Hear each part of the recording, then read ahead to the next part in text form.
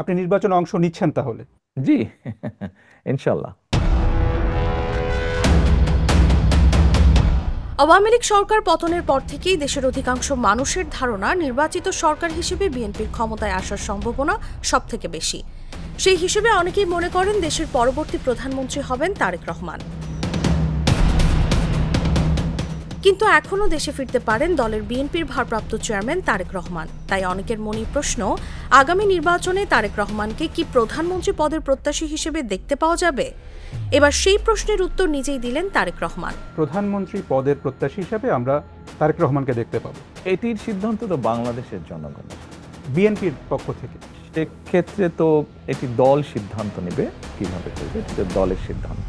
আগামী নির্বাচনে ভূমিকা এবং প্রধানমন্ত্রী পদের বিষয়ে নিজের প্রত্যাশা নিয়ে বিবিসি বাংলাকে দেওয়া সাক্ষাৎকারে বিস্তারিত কথা বলেছেন তারেক রহমান।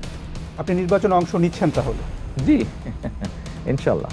সোমবার প্রকাশিত এই সাক্ষাৎকারে বিবিসি বাংলাকে তারেক রহমান বলেন, নির্বাচনের সাথে রাজনৈতিক দল এবং রাজনৈতিক কর্মীর ওতপ্রোত সম্পর্ক।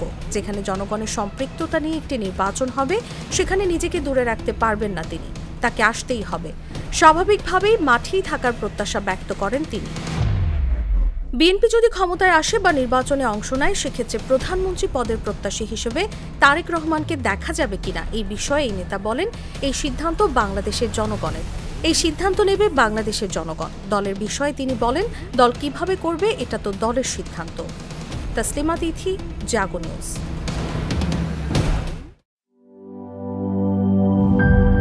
নাটা ডেইলি আর পানীয়র এক অসম কম্বিনেশন, ড্রিঙ্কো। চিল থাকতে চান, ড্রিঙ্কো চাবান।